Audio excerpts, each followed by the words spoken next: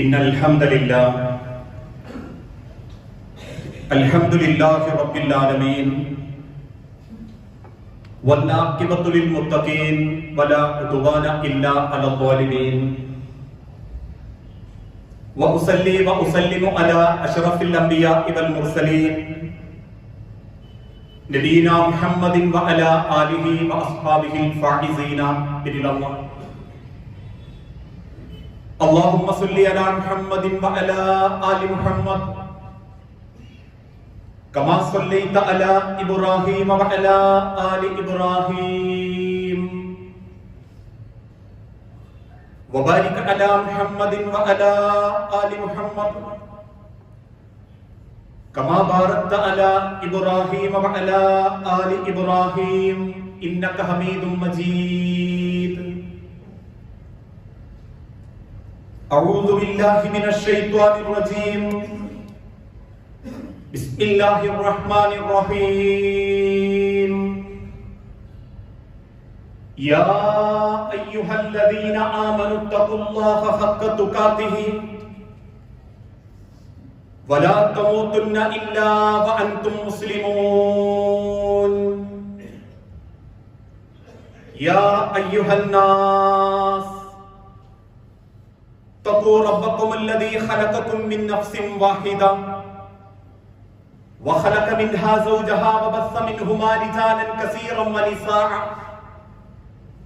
واتقوا الله الذي تساءلون به والأرحام إن الله كان عليكم رقيبا. بسم الله الرحمن الرحيم. أينما تكونوا يدرككم الموت ولو كنتم في بروج مشيدة. رب اشرح لي صدري ويسر لي أمري. സ്നേഹാദരണീയരായ വിശ്വാസിനി സഹോദരങ്ങളെ, സർവലോക രക്ഷിതാവായ അല്ലാഹുവിന്റെ നിയമങ്ങളും നിർദ്ദേശങ്ങളും അന്ത്യപ്രവാചകൻ മുഹമ്മദ് മുസ്തഫ റസൂലുള്ളാഹി സ്വല്ലല്ലാഹു അലൈഹി വസല്ലമയുടെ ജീവിതചര്യകളും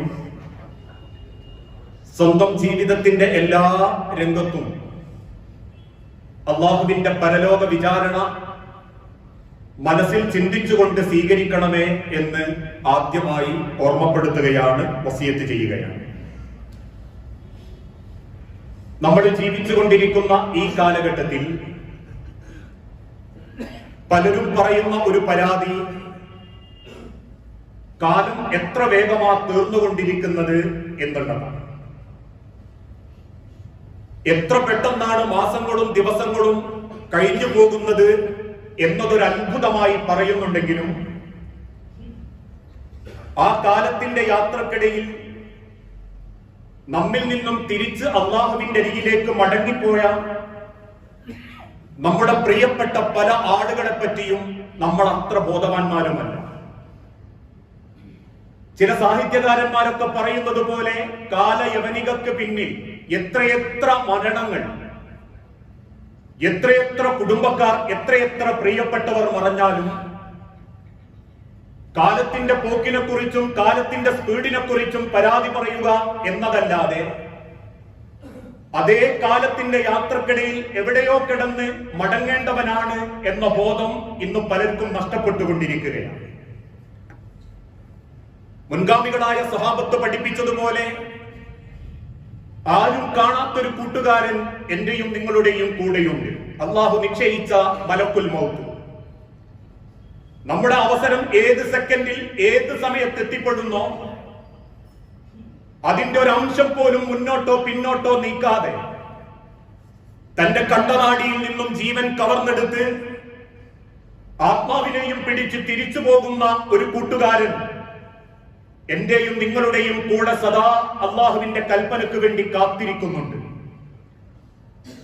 അപ്രതീക്ഷിതമായൊരു വരവിൽ ഒന്നും പരിഗണിക്കാതെ, സർവമോഹങ്ങളും പരിഗണിക്കാതെ നമ്മുടെ ഭാര്യമാര് വിധവകളാകുന്നതോ, നമ്മുടെ മക്കള് പറക്കമുറ്റാത്ത മക്കളാകുന്നതോ, നമ്മളെ ഭർത്താവ് നമ്മൾ ഒരുപാട് സ്നേഹിച്ചൊരു വ്യക്തിയായിരുന്നു എന്നതൊന്നും പരിഗണിക്കാതെ ഈ ലോകത്ത് നിന്നും അല്ലാഹു തആല അല്ലെങ്കിൽ ആ കൂട്ടുകാരനിലൂടെ നമ്മളെ അങ്ങ് കൊണ്ടുപോകും. അതാണ് റബ്ബ് വിശുദ്ധ ഖുർആനിലൂടെ പഠിപ്പിച്ചതും. കുല്ലു മൻ അലൈഹാ ഫാൻ, കുല്ലു മൻ അലൈഹാ ഫാൻ, തീർച്ചയായും ഈ ലോകത്തുള്ള സർവ്വതും നശിക്കും. ഒരു കവളപ്പാറയോ ചൂരൽമലയോ അല്ല, റബ്ബ് സൃഷ്ടിച്ച ഈ ദുനിയാവ് സർവ്വതും ഒന്നടങ്കം നശിക്കും.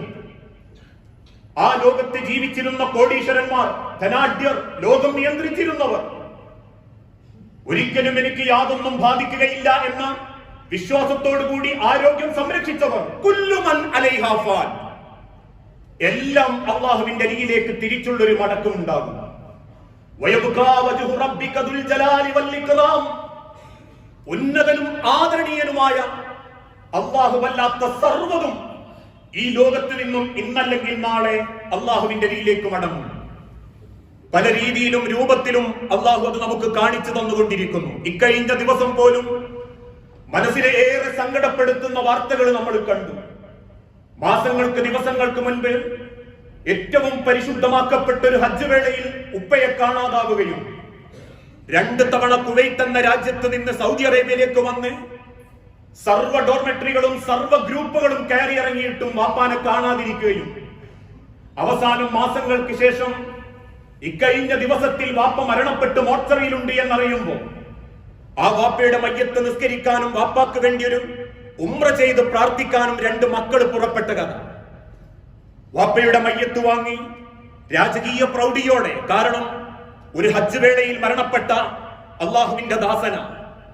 അതുകൊണ്ട് തന്നെ സൗദി അറേബ്യ കൊടുക്കുന്ന ഏറ്റവും പവിത്രമായ തോപ്പിൽ കടന്ന് അള്ളാഹുവിന്റെ പരിശുദ്ധ മക്കയോട് ചേർന്ന് നിൽക്കുന്ന ജന്നത്തുൽ മുഅല്ലയിൽ അഥവാ സ്വർഗത്തിന്റെ ഒരു ഭാഗത്ത് തന്റെ ഉപ്പാനെ കബറടക്കി പ്രാർത്ഥിക്കുമ്പോ ഓരോ മക്കളും ആഗ്രഹിക്കുന്നത് ആ വാപ്പയുടെ സ്വർഗം മാത്രമാണ്.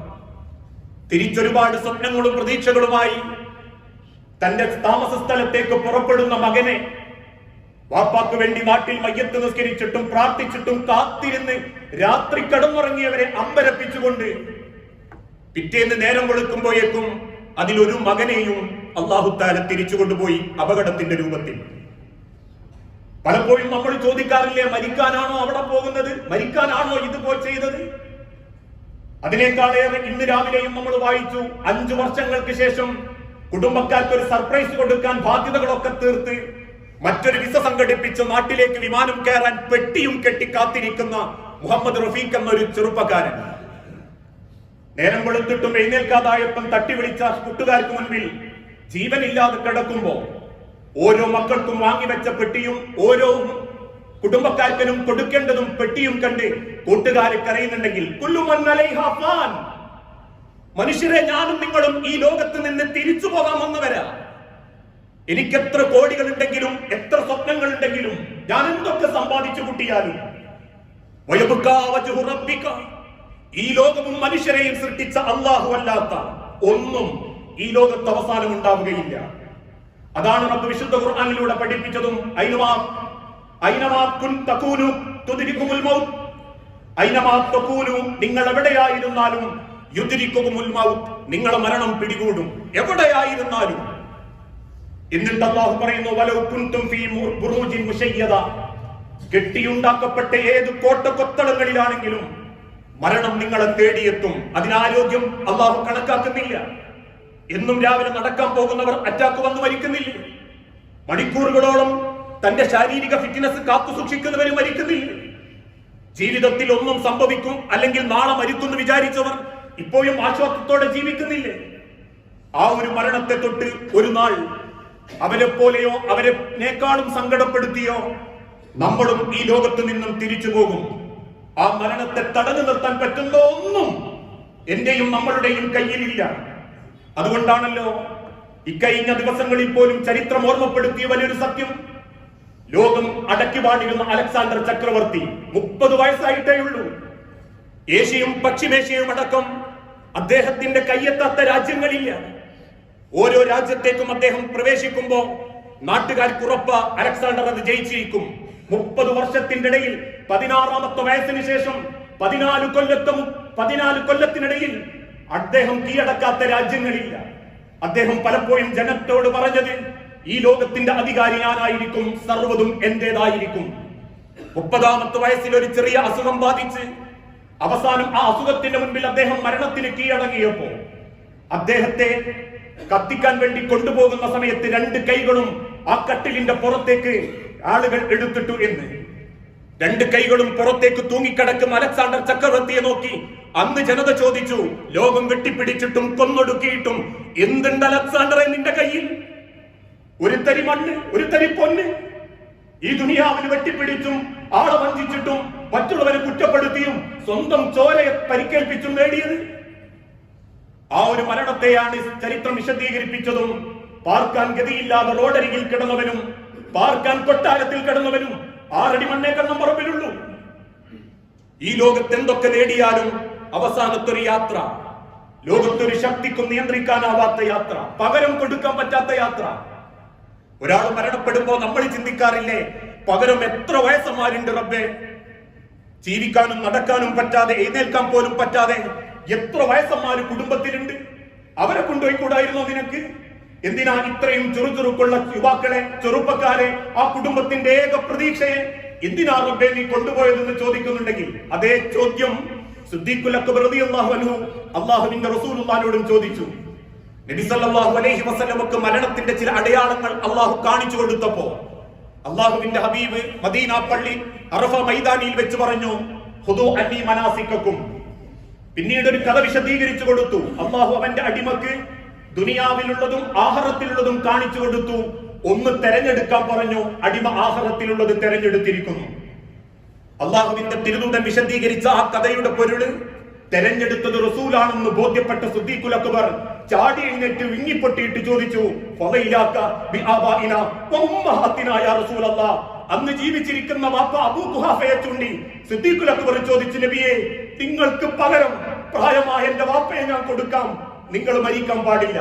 പുഞ്ചിരിയോടെ റസൂലുള്ള തിരിച്ചു പറഞ്ഞു, ഇന്നക മയ്യത്തുൻ വഇന്നഹും മയ്യത്തൂൻ. അബൂബക്കറെ, നീയും മരിക്കും, ഞാനും മരിക്കും, നിന്റെ വാപ്പയും മരിക്കും. സർവരും ഈ മണ്ണിന്റെ അടിയിലേക്ക് തിരിച്ചു പോയിക്കൊണ്ടിരിക്കും. അതുകൊണ്ട് തന്നെ പകരം കൊടുക്കാനില്ലാത്ത, ഏത് സമയവും നമ്മൾ ഉദ്ദേശിക്കാത്ത നിലക്ക് ആ മരണത്തിലേക്കുള്ള ഒരു യാത്രയിലാ ഞാനും നിങ്ങളും. 50 വയസ്സ് ജീവിച്ചു എന്ന് അഹങ്കരിക്കല്ലേ. 50 വയസ്സ് ജീവിച്ചതല്ല, അള്ളാഹു നിശ്ചയിച്ച മരണത്തിലേക്ക് 50 കൊല്ലം നടന്നെടുത്തതാ. ഉമ്മയുടെ ഗർഭപാത്രത്തിൽ നിന്നും മരിക്കാൻ വേണ്ടി ജനിച്ചവരാ ഞാനും നിങ്ങളും. അള്ളാഹുവിന്റെ ലോകത്തേക്കുള്ള ഒരു യാത്രാ സങ്കേതം മാത്രമാണ് ദുനിയാവ്. സ്വർഗവും കബറെന്ന ലോകവും അള്ളാഹു ഒരുക്കി വെച്ച് ഉമ്മാന്റെ ഗർഭത്തിൽ ആദ്യം ഒരു ഇടം തന്നിട്ട് പറഞ്ഞു, ഇനി ഭൂമിയിലൂടെ നടന്ന് അള്ളാന്റെ മണ്ണിന്റെ അടിയിലേക്ക് പോകണം, അവിടെ നിന്ന് അള്ളാന്റെ മഹ്ശറയിലേക്ക് പോകണം. ആ യാത്രയിലാ ഞാനും നിങ്ങളും. ഗർഭപാത്രത്തിൽ നിന്നും ഇറങ്ങിയ അന്ന് മുതലുള്ള യാത്ര, 6 അടി മണ്ണിലേക്ക് ചേർന്ന് കിടക്കുന്നത് വരെ അള്ളാഹു നിശ്ചയിച്ച യാത്ര. ആ യാത്രയെ തൊട്ട് അള്ളാഹുവിന്റെ വിശുദ്ധ ഖുർആൻ പഠിപ്പിച്ചില്ലേ, ഖുൽ ഇന്നൽ മൗതല്ലദീ തഫിറൂന മിൻഹു ഫഇന്നഹു മുലാഖീകും. നബിയെ, അവരോട് പറയണം, ഇന്നൽ മൗതല്ലദീ തഫിറൂന മിൻഹു. ഈ യാത്രക്കിടയിൽ അവരെന്തൊക്കെ സ്വപ്നം കണ്ടാലും എത്രയൊക്കെ അവരാഗ്രഹിച്ചാലും ആ യാത്രയിൽ അള്ളാഹ് നിശ്ചയിച്ച മരണം ഫഇന്നഹു മുലാഖീകും, അതവരെ കണ്ടുമുട്ടുക തന്നെ ചെയ്യും. സുമ്മ തുറദ്ദൂന ഇലാ ആലിമിൽ ഗൈബി വശഹാദ ഫയുനബ്ബിഉകും ബിമാ കുൻതും തഅമലൂൻ. ഇന്ന് നമ്മൾ എന്തൊക്കെ ചെയ്യുന്നു, ആരെന്തൊക്കെ ചെയ്തു, ഇതിൽ എത്ര പേര് സുബ്ഹി നിസ്കരിച്ചു, ഇതിൽ എത്ര പേര് ഇന്നലെ രാത്രി ഇശാ ജമാഅത്തിന് കൂടി, എത്ര പേര് ഖുർആൻ ഓതി, ഇതൊന്നും തൊട്ടടുത്തിരിക്കുന്ന ഒരാൾക്ക് അറിയൂല. പക്ഷേ ഫയുനബ്ബിഉകും ബിമാ കുൻതും തഅമലൂൻ, അദൃശ്യങ്ങളും ദൃശ്യങ്ങളും അറിയുന്ന മാതന്റെ മുൻപിൽ ആ ഏടുകളുമായിട്ടായിരിക്കും നിങ്ങൾ അള്ളാഹുവിന്റെ അരികിലേക്ക് കയറി ചെല്ലുക. ആ ഒരു മരണത്തെ തൊട്ട് നമ്മളോട് ഓർക്കാനാ അള്ളാഹുവിന്റെ പ്രവാചകൻ സല്ലല്ലാഹു അലൈഹി വസല്ലം ഓർമ്മപ്പെടുത്തുന്നത്. വിശുദ്ധ ഖുർആനിന്റെ വെളിച്ചത്തിൽ പല തവണകളിലായിട്ട് റസൂലുള്ളാഹി ഓർമ്മപ്പെടുത്തി, അക്സിറുദ്ദിക്റ ഹാദിമിൽ ലദ്ദാത്തിൽ മൗത്ത്. അക്സിറുദ്ദിക്റ, നിങ്ങൾ ഒരുപാട് ഓർക്കണം. ദിക്ർ ചെല്ലുന്നതിനേക്കാളും നിങ്ങൾ ഓർക്കണം. ഹാദിമിൽ ലദ്ദാത്തിൽ മൗത്ത്, സർവ്വ ആസ്വാദനങ്ങളും നിലപ്പിച്ചു കളയുന്ന മരണത്തെ നിങ്ങൾ ഓർക്കണം. ഒരു മഴ കാണാത്ത മരണം, ഒരു വെയിൽ കാണാത്ത മരണം, ഒരു ബൈക്ക് ഓടിക്കാൻ പറ്റാത്ത മരണം, മക്കളെ ചേർത്ത് പിടിക്കാൻ പറ്റാത്ത മരണം, ഭാര്യയെ കെട്ടിപ്പിടിച്ച് കിടക്കാൻ പറ്റാത്ത മരണം, ഒരു നല്ല ഭക്ഷണം കഴിക്കാൻ പറ്റാത്ത മരണം. ഹാദിമിൽ ലദ്ദാത്തിൽ മൗത്ത്. ആ മരണം നിങ്ങളെ ഓരോരുത്തരെയും കാത്തിരിക്കുന്നുണ്ട് എന്ന് ഹബീബായ പ്രവാചകൻ സല്ലല്ലാഹു അലൈഹി വസല്ലമ പലതവണ മദീനത്തെ പള്ളിയിൽ വെച്ച് ഓർമ്മപ്പെടുത്തി കൊടുത്തു. മഹാനായ ഉമർ ഇബ്നുൽ ഖത്താബ് റളിയല്ലാഹു അൻഹു ഓർമ്മപ്പെടുത്തി, മരണം ജീവിച്ചിരിക്കുന്നവർക്കുള്ള ഉപദേശമാണ്. മരണം ജീവിച്ചിരിക്കുന്നവർക്ക് ചായ കുടിക്കാനും കാവ് കുടിക്കാനും ചെന്നിരുന്ന് ലോക്യം പറയാനുള്ള സ്ഥലമല്ല, അത് വേണ്ടാന്നല്ല. അല്ലെങ്കിൽ ഇന്ന് ചില ആളുകൾ വിദേഹത്ത് കാട്ടിക്കൂട്ടുന്നത് പോലെ മരിച്ചതിന്റെ കണ്ണൂക്കിന്റെ ചോറും ബിരിയാണിയും പോത്തിറച്ചിയും തിന്ന് ആസ്വദിച്ച് എന്തെങ്കിലും വിടുവായത്തരം പറഞ്ഞ് ഉമ്മറത്തിരുന്ന് സ്വറകൊള്ളാനല്ല. മരണം ഉപദേശമാണ്. ഈ ലോകത്ത് ജീവിച്ചിരിക്കുന്നവർക്കുള്ള ഉപദേശം.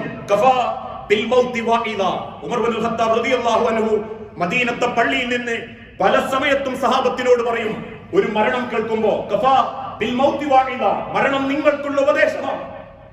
കാരണം മരിച്ചവരെ പറ്റി നിങ്ങൾ ചിന്തിക്കണം. അവരെന്ത് കൊണ്ടുപോയി, അവർക്ക് വേണ്ടി ഈ ലോകത്ത് നിന്നും എന്ത് കൊണ്ടുകൊടുക്കാൻ പറ്റി, ആർക്കതിനെ നിയന്ത്രിക്കാനും തടഞ്ഞു നിർത്താനും സാധിച്ചു.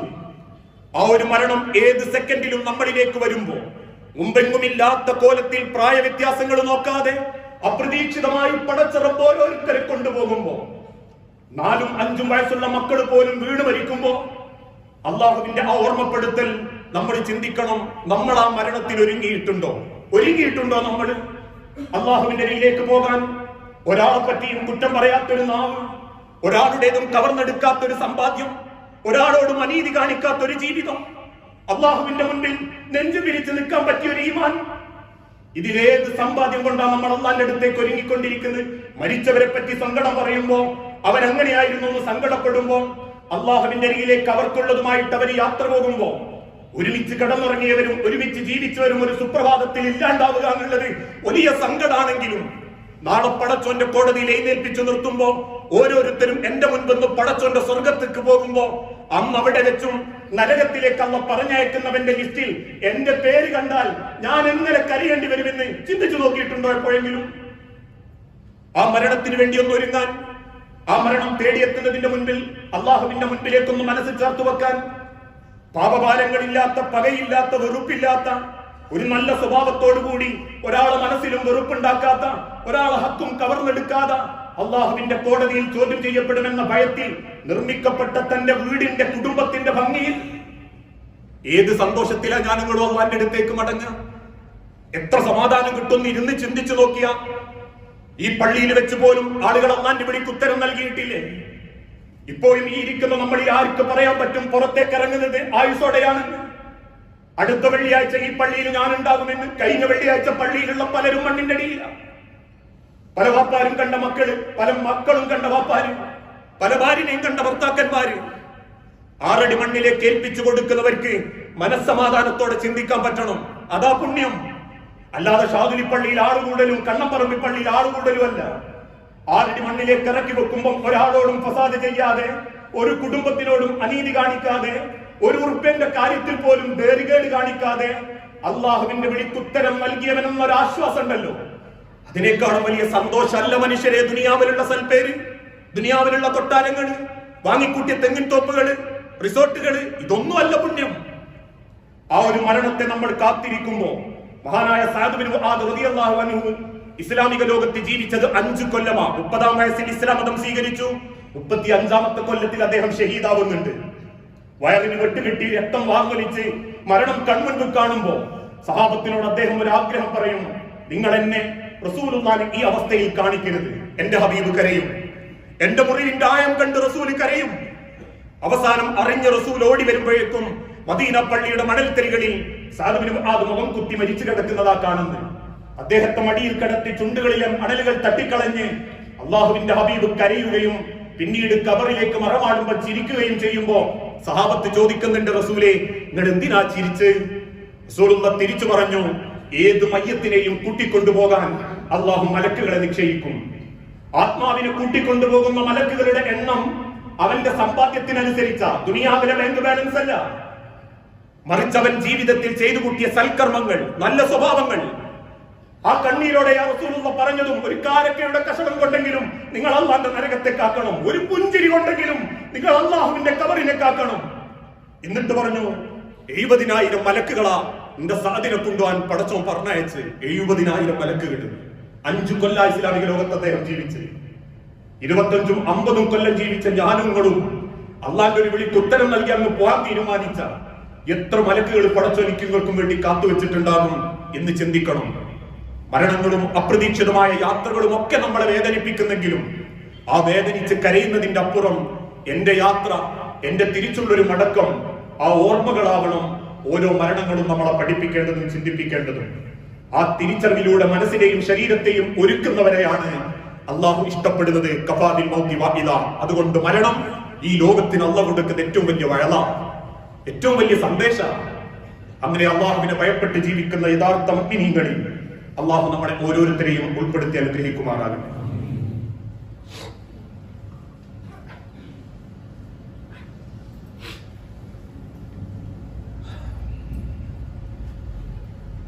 അൽഹംദുലില്ലാഹ് വസ്സലാത്തു വസ്സലാമു അലാ റസൂലിൽ അമീൻ വഅലാ ആലിഹി വഅസ്ഹാബിഹി അജ്മഈൻ. അമ്മാ ബഅദ്. യാ അയ്യുഹന്നാസ് ഊസീകും സാനിയം ബിത്തഖ്വല്ലാഹ്. ജീവിതത്തിന്റെ ഒരു രംഗത്തും അല്ലാഹുവിനെ മറന്നു പോകരുതേ എന്ന് എന്നോടെന്ന പോലെ നിങ്ങളിൽ ഓരോരുത്തരോടും നമ്മളിൽ ഓരോരുത്തരോടും വസിയത്ത് ചെയ്യുകയാണ്, ഉപദേശിക്കുകയാണ്. പലപ്പോഴും മരണത്തിന് ശേഷം പല കുടുംബത്തിൽ നിന്നും നമ്മൾ കേൾക്കുന്ന ഒരു ചരിത്രം ആ മരണപ്പെട്ട വ്യക്തിയുടെ അനന്തര സ്വത്തുമായി ബന്ധപ്പെട്ട പ്രശ്നങ്ങളാണ്.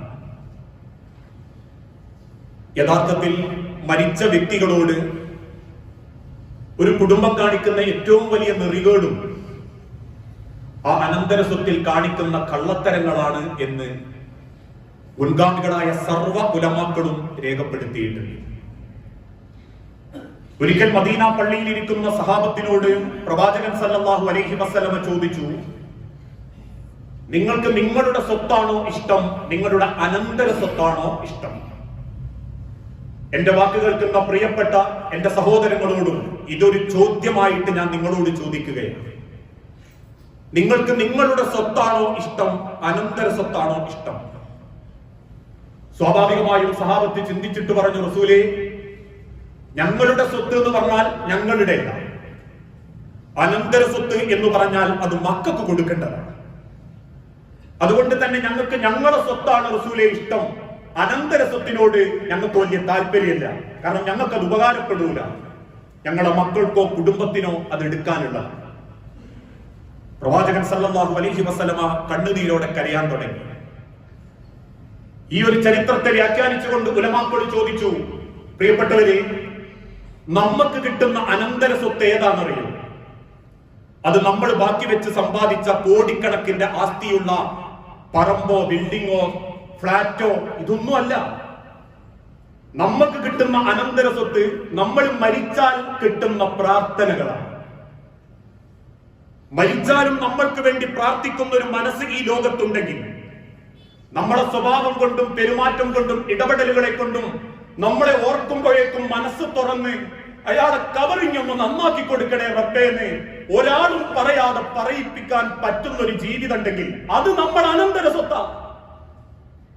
ഈ ലോകത്ത് നിന്ന് മറ്റൊരാളുടെ നാവുകളിലൂടെ കിട്ടുന്ന പ്രാർത്ഥന എന്ന പുണ്യം, അതാണ് നമ്മൾ അനന്തര സ്വത്ത്. അത് ജീവിച്ചിരിക്കുന്ന കാലത്ത് നമ്മളെ ജീവിതം കൊണ്ട് നമ്മൾ നേടിയെടുക്കേണ്ടതാണ്. പല പള്ളിയിലും അല്ലെങ്കിൽ പല സ്ഥലത്തും മയ്യത്ത് നിസ്കരിച്ച് ഇറങ്ങിപ്പോകുമ്പോൾ ചിലർ പറയാറില്ലേ, എന്തൊക്കെ കാണിച്ച മനുഷ്യന, 3 തുണി പോകുന്ന പോക്ക് കണ്ടോ? വേറെ ചിലർ പറയും, അൽഹംദുലില്ലാഹ് നല്ലൊരു മനുഷ്യനായിരുന്നു, പടച്ചോൻ എനിക്ക് കബറങ്ങ് വിശാലാക്കി കൊടുക്കട്ടെ എന്ന്. വേറെ ചിലർ പറയും, ആളൊക്കെ ദീനിയാണെങ്കിലും ഒരു 5 പൈസന്റെ ഗുണം ചെയ്യൂലായിരുന്നു, ഉള്ളതിലൊക്കെ നെഗറ്റീവും കണ്ട് കുത്തിത്തിരിപ്പുണ്ടാക്കി, കുടുംബത്ത് പ്രശ്നം ഉണ്ടാക്കി, നിസ്കാരമല്ലാണ്ട് വേറൊരു യോഗ്യത അയാൾക്കില്ലായിരുന്നു എന്ന് പറയുന്നവരുണ്ട്. ആലോചിച്ചു നോക്കൂ, ഒരു മരണ വാർത്ത കേൾക്കുമ്പം ആരും അറിയാതെ തന്നെ പറയാതെ തന്നെ മനസ്സറിഞ്ഞിട്ട് നമുക്ക് വേണ്ടി ഒരു ഇന്നാലില്ലാഹി ചെല്ലുന്നവനും, കുടുംബക്കാരനായി പോയതിന്റെ പേരിൽ നിസ്കരിച്ചിട്ടില്ലേ നാട്ടുകാർ ചോദിക്കല്ലോ എന്ന് പേടിച്ചു വന്നെന്ന് നിസ്കരിക്കുന്നവനും രണ്ടും രണ്ടാ. രണ്ട് പ്രാർത്ഥനയും രണ്ടാ. അതുകൊണ്ടായി കഴിഞ്ഞ ദിവസം പോലും മരണപ്പെട്ട ചില മരണ വാർത്തകൾ കേട്ടപ്പോ പലരും മനസ്സറിഞ്ഞ് പറഞ്ഞില്ലേ, അല്ലാഹുവേ കബറിഞ്ഞ് നന്നാക്കി കൊടുക്കണേന്ന്. ചില മരണങ്ങൾ കേട്ടപ്പോ ആളുകളുടെ പെരുമാറ്റം കൊണ്ട്, പുഞ്ചിരി കൊണ്ട് പോലും മനസ്സ് സ്ഥാനം പിടിക്കുന്നവരില്ലേ, ചെയ്തു കൊടുക്കുന്ന ഉപകാരം കൊണ്ട്, ഇടപെടലുകളെ കൊണ്ട്. നമ്മളൊക്കെ പറയാറുണ്ട്, ഇക്കഴിഞ്ഞ ദിവസം പോലും സഹോദരൻ അക്ബർക്ക മരണപ്പെട്ടപ്പോ പോലും ആളറിയാത്ത പലരും, അതല്ലെങ്കിൽ കണ്ടുപരിചയമുള്ളവരും, നമ്മളടക്കം, ഞാനടക്കം മനസ്സുകൊണ്ട് പറഞ്ഞു പോയിട്ടുണ്ട്, പടച്ചോനെ എനിക്ക് കബറിഞ്ഞ് നന്നാക്കി കൊടുക്കണേ. മനുഷ്യന്റെ ഇടപെടലുകളാണ്, സ്നേഹമാണ് ഒരു മനുഷ്യന്റെ പ്രാർത്ഥനയായി തിരിച്ചു കിട്ടുക. ആയ കാലത്ത് വീറും വാശിയും പകയും കാണിച്ച് തമ്മിലടിച്ച് മത്സരിച്ച് ആൾക്കാരെ കുറ്റം പറഞ്ഞു നടന്ന തരൂല പടച്ചോൻ ഒരു നാവുകൊണ്ട് ഒരു പ്രാർത്ഥന ചെല്ലുന്നുണ്ടെങ്കിൽ പോലും അതിനൊരു വർക്കത്തും ഉണ്ടാവില്ല. ആളെ പേടിച്ചിട്ടും കുടുംബക്കാരെ പേടിച്ചിട്ടും മയ്യത്ത് സ്കരിക്കാൻ വന്നോന്റെ അള്ളാഹുനേക്കാളും പുണ്യുണ്ട്. കേട്ട വാർത്തയിൽ നെഞ്ചു പൊട്ടിയിട്ട് അള്ളാഹു എന്ന് പറയുന്നവന്റെ പ്രാർത്ഥനയ്ക്ക് അത് ഉണ്ടാക്കണം. അത് ജീവിച്ചിരിക്കുന്ന കാലത്ത് ഉണ്ടാക്കാൻ പറ്റുന്നതാ.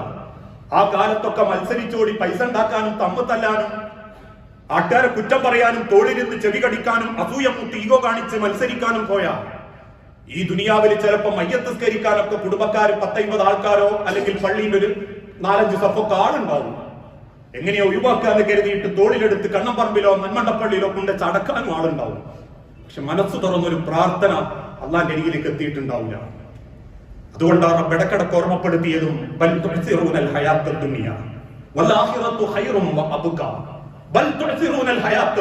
ദുനിയാവ് നശ്വരമാ മനുഷ്യരെ.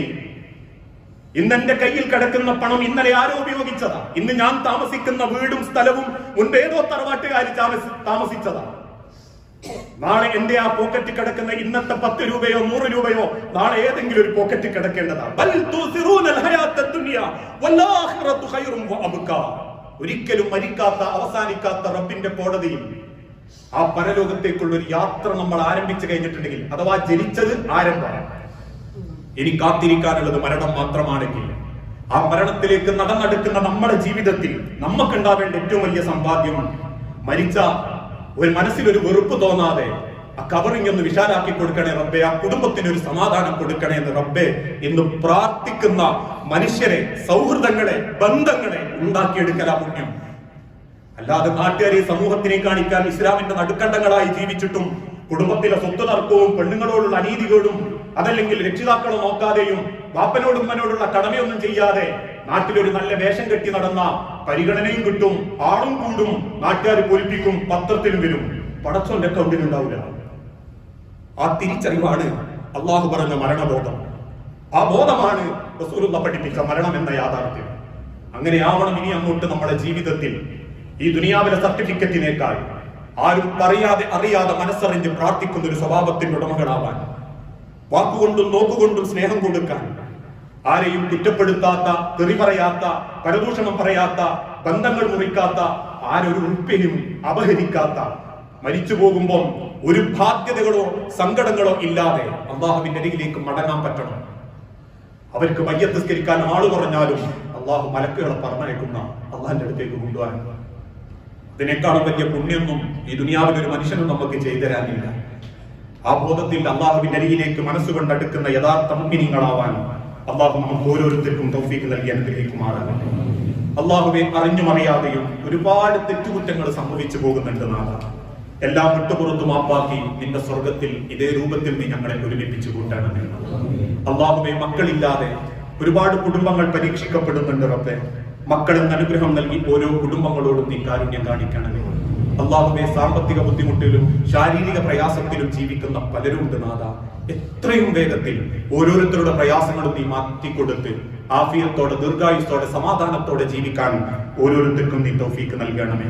اللهم اغفر للمؤمنين والمؤمنات المسلمين والمسلمات الأحياء منهم والأموات إنك مجيب الدعوات يا قاضي الحاجات. اللهم أعز الإسلام والمسلمين وأذل الشرك والمشركين. اللهم أجرنا من النار. اللهم أجرنا من النار. اللهم أجرنا من النار. അള്ളാഹുവെ, പ്രാർത്ഥിക്കണമെന്ന് വസിയത്ത് തന്നവരുണ്ട്. അസുഖം ബാധിച്ച് ഹോസ്പിറ്റലിൽ വെന്റിലേറ്ററിൽ അടക്കം കിടക്കുന്ന രോഗികൾ, നാഥ, എന്താണോ എല്ലാവർക്കും ഹൈറായത് ആ ഹൈറിലേക്ക് നീ എളുപ്പം എത്തിക്കുകയും മനസ്സിന് ആശ്വാസവും ക്ഷമയും നൽകി ഓരോരുത്തരോടും നീ കാരുണ്യം കാണിക്കണമേ.